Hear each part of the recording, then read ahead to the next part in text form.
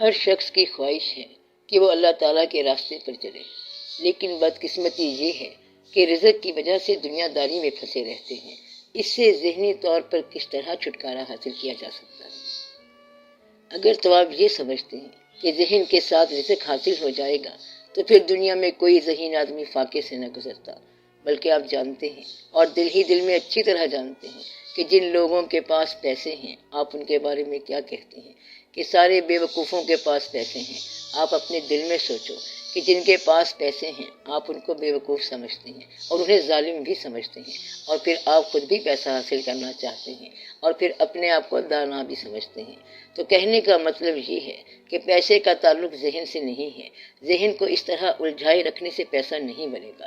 آپ پیسہ ضرور حاصل کرو، میری نصیحت یہ ہے کہ پیسہ حاصل کرو، لیکن پیسہ جیب میں رکھا کرو اور ذہن میں نہ رکھا کرو۔ جب آپ پیسہ ذہن میں رکھتے ہیں تو آپ اپنے آپ کو پریشان کرتے ہیں۔ ذہن پیسے کی جگہ نہیں ہے، دل پیسے کی جگہ نہیں ہے، دل یاد کا مقام ہے اور ذہن جو ہے یہ آسودگی کا مقام ہے۔ تو آپ آرام سے اپنی زندگی گزاریں، پیسہ آپ ہاتھ سے کماتے جائیں اور اکٹھا کرتے جائیں، لیکن اس کے بارے میں تشویش نہ کریں۔ انسان پیسہ کیوں حاصل کرتا ہے؟ اس لیے کہ اس سے بہت سارے کام ہو جائیں گے۔ تو بات یہ ہے کہ آپ جب بھی کام کریں گے تو پیسہ خرچ ہوگا، اور اگر پیسہ خرچ نہیں کریں گے تو وہ آپ کے کام نہیں آئے گا، اور وہ آپ کے مرنے کے بعد اولاد کے کام آئے گا۔ اگر پیسہ خرچ کرنا مشکل ہے تو یہ اولاد کے کام آئے گا، یعنی یہ اپنی یا کسی کی اولاد کے کام آئے گا، یا پھر چور کے کام آئے گا۔ اور اگر خرچ کرتے ہو تب بھی یہ آپ کے پاس نہیں رہے گا، کیونکہ آپ کے پاس پیسے کے بدلے چیز آ جاتی ہے۔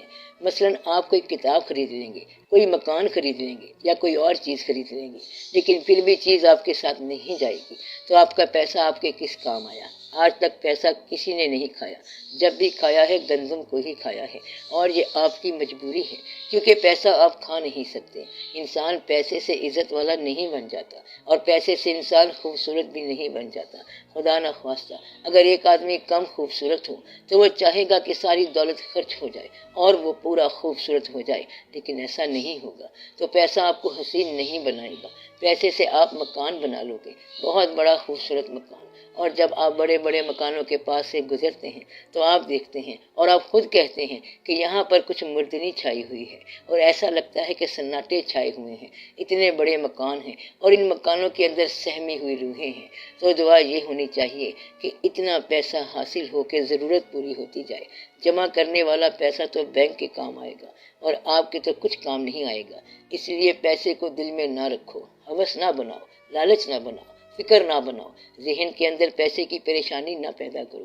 پیسہ حاصل کر سکتے ہو تو کرو۔ اس سلسلے میں فقراء نے بڑی بڑی باتیں کی ہیں۔ جب بادشاہ ان فقیروں کے پاس علم سیکھنے کے لیے، فیض لینے کے لیے گئے تو انہوں نے کہا کہ بات سنو، آپ فیض لینا چاہتے ہو اور آپ لوگ شہر کے بڑے بڑے رئیس آدمی ہو، اس لیے تمہیں یہ فیض نہیں مل سکتا۔ انہوں نے کہا کہ جی ہم نے فیض لینا ہے۔ تو پھر بزرگوں نے کہا کہ آپ یہ کاسائے گدائی پکڑو اور اس شہر کے لوگوں سے مانگ کر گزارا کرو۔ تو مانگنے کا جو عمل ہے وہ ساری انا، سارا غرور، سارا تکبر ملیا میٹ کر دیتا ہے۔ کئی لوگوں نے تو راستے میں ہی کاسائے گدائی توڑ دیا۔ کچھ ایسے تھے جو لوگوں سے مانگنے گئے تو انہوں نے کہا کہ ہم نہیں دیتے، تو ان لوگوں نے کہا کہ یہ فقیری ہم نہیں کر سکتے، اور انہوں نے اپنی فقیری توڑ دی۔ کچھ لوگ چلتے رہے، ان کا دل اندر سے مسکین ہو گیا، بلکہ غریب ہو گیا، اور پھر انہیں فقیری عطا ہو گئی۔ تو یہ واقعات چلتے رہے ہیں۔ پیسہ غرور پیدا کر سکتا ہے، اور غرور عام طور پر ایمان کی تباہی پیدا کرتا ہے۔ عام آدمی میں پیسے سے ہی غرور پیدا ہوگا۔ جوں جوں دولت آتی ہے تو ہوس بڑھتی ہے۔ دولت مند آدمی کبھی مطمئن نہیں ہوتا کہ اب میرے پاس کافی دولت آ گئی ہے، وہ ہر ایک مقام سے آگے ہی بڑھتا جاتا ہے، گویا کہ پیسے والا اپنی آرزو کو اپنے پیسے سے زیادہ ہی رکھتا ہے۔ اور غریب کی تعریف ہی یہی ہے۔ غریب کون ہے؟ جس کی آرزو اس کے حاصل سے زیادہ ہو وہ غریب ہے۔ یعنی کہ اگر کسی کے پاس 2 کروڑ روپیہ ہے اور وہ غریب ہے کیونکہ اس کے پاس 3 کروڑ سے کم ہے اور اس سے اس کا کام نہیں ہوتا، وہ بیچارہ 1 کروڑ کے پیچھے ہے اور بڑا پریشان ہے۔ اور ایک دوسرا آدمی ہوتا ہے جو کہتا ہے کہ آج کے 10 روپے ہمیں مل گئے، کاروبار ہو گیا، چلو اب ہم واپس چلیں، اور وہ اپنا کاروبار ٹھپ کر کے چلا جاتا ہے کہ آج کا رزق مجھے مل گیا جیسا مجھے ملنا چاہیے تھا۔ تو یہ توکل ہے کہ آپ کہاں راضی ہوتے ہیں۔ اللہ تعالیٰ نے اپنا ایک انتظام رکھا ہے۔ اس نے پرندوں کی جیب نہیں رکھی لیکن ان کا رزق رکھا ہے، مچھلیوں کا رزق رکھا ہے، جانوروں کا رزق رکھا ہے اور کائنات کی ہر شے کا رزق رکھا ہے۔ گوشت کھانے والے کو گوشت دے رہا ہے، موتی کھانے والے کو موتی دیتا ہے، اور جو کھانے والا ہو اس کو وہی چیز عطا فرماتا ہے۔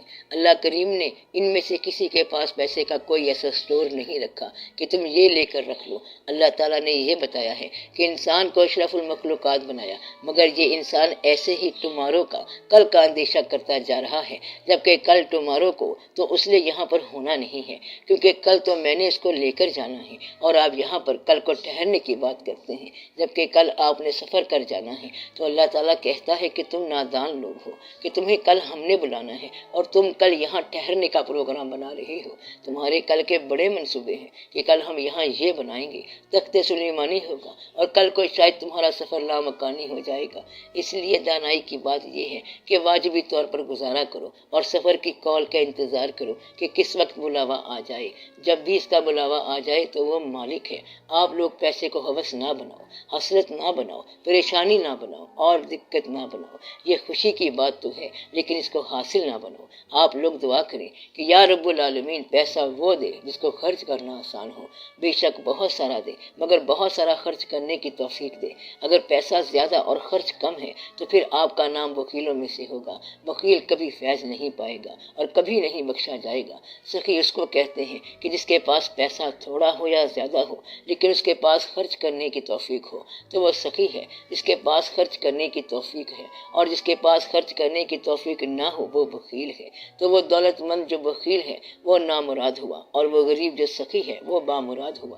پیسے کے بارے میں حضرت علی کرم اللہ وجہ کا واقعہ ہے کہ وہ ہاتھ میں پیسے کو پکڑ کر دیکھ رہے تھے اور پیسے سے کہہ رہے تھے کہ میں سمجھ گیا کہ تم کون ہو۔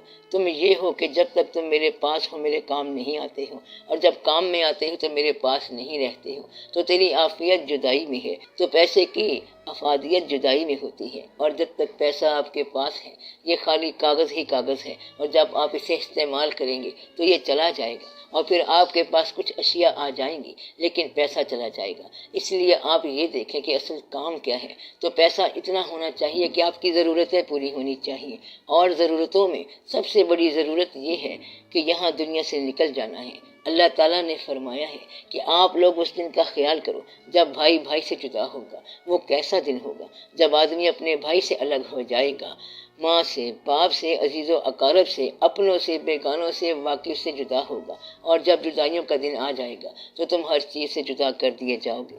تو آپ اس دن کے آنے سے پہلے تھوڑا سا جدا ہو کے دیکھیں، کہیں وہ دن اچانک نہ آ جائے۔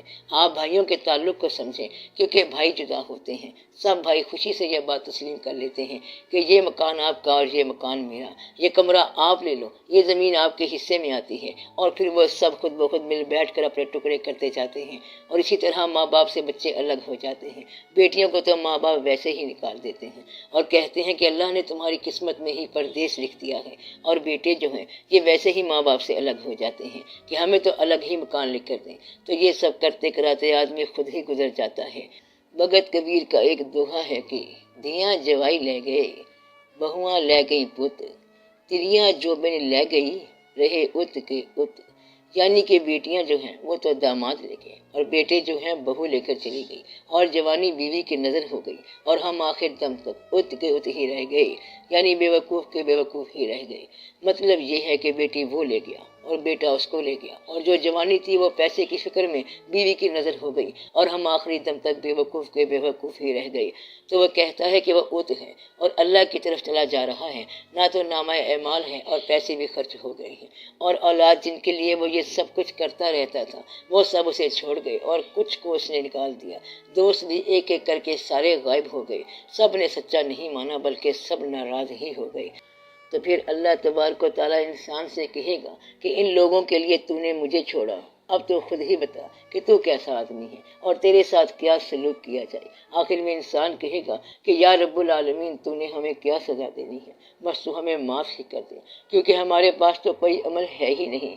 تو ایسا نہ ہو کہ آپ کو وہاں جا کر جواب دینا مشکل ہی ہو جائے۔ تو آپ یہ خیال رکھیں کہ آپ کس کی خاطر کس کو چھوڑ رہے ہیں۔ تو کوئی چیز آپ کے ہاں پرماننٹ نہیں ہے، مستقل نہیں ہے، تو اولاد کے لیے بھی آپ اپنے آپ کو ہلاکت میں نہ ڈالنا اور اولاد کو بھی ہلاکت میں نہ ڈالنا۔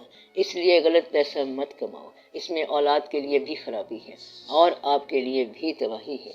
آپ جو باتیں دین کی بتاتے ہیں تو اس کے ساتھ دنیا داری کے امور بھی تو لگے ہوئے ہیں، پھر ہم کیا کریں؟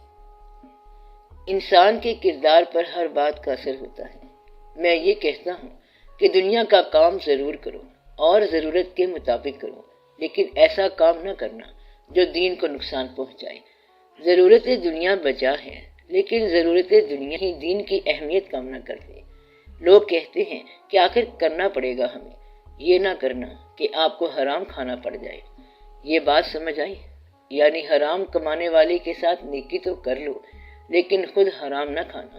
یہ خیال رکھنا ہے کہ کہیں کوئی دینی حکم وائلیٹ نہ ہو جائے۔ دنیاوی مجبوریوں کا خیال ضرور رکھو، لیکن دنیاوی مجبوریوں کی بنا پر دینی احکامات کو وائلیٹ نہ کرنا۔ یہ بات یاد رکھنا۔ لوگ کہتے ہیں کہ کام میں نماز مس ہو گئی۔ نماز اگر نہ مس ہو تو بہت بہتر ہے۔ کبھی بہت بڑی مجبوری آ جائے، حادثہ، موت آ جائے تو مصروفیت ہو سکتی ہے، لیکن دین کے احکامات کو نہ چھوڑنا۔ نیکی کرنے کا کوئی موقع نہ چھوڑو۔ عمر میں کوئی بڑا مل جائے تو اس کے ساتھ نیکی کرنا نہ بھولنا۔ کوئی چھوٹا ہو تو اس کے ساتھ احسان کرنا نہ بھولنا۔ کوئی نیک ہو تو اگر اس کے ساتھ بھلائی کرو تو اس کی نیکی آپ کو مل جائے گی۔ اگر گنہگار مل جائے تو وہی تو وقت ہے نیکی کرنے کا۔ گنہگار کے ساتھ نیکی کرو، کیونکہ آپ کے علاوہ اس سے کوئی اور نیکی نہیں کرے گا۔ تو نیکی کرنے کے بہت سارے موقع ہیں۔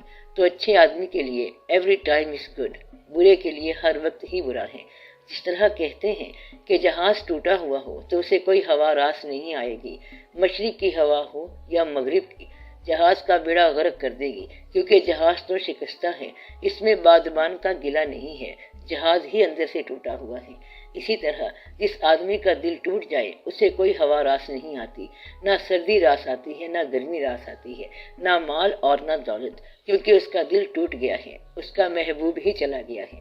اب اس کے لیے کیا رہ گیا؟ بلبل نے آشیانے چمن سے اٹھا لیے، اس کی بلا سے پھول رہے یا ہما رہے۔ جب آنکھیں ہی غائب ہو گئیں تو گلاب کو کیا کریں؟ ناک بند ہو جائے تو خوشبو کس کام کی؟ تو دعا کرو کہ وقت کے اندر ہی بات حاصل ہو جائے۔ آرزو پوری ہونی ہے تو وقت کے اندر ہی پوری ہو جائے، ورنہ آرزو چھوڑنے کا حوصلہ مل جائے۔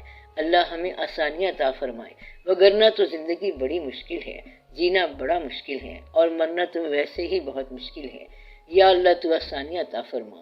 صلی اللہ تعالی علی خیر خلقہ و نور عرشہ سیدنا و مولانا محمد و آلہ و اصحابہ اجمعین برحمتک یا ارحم الراحمین۔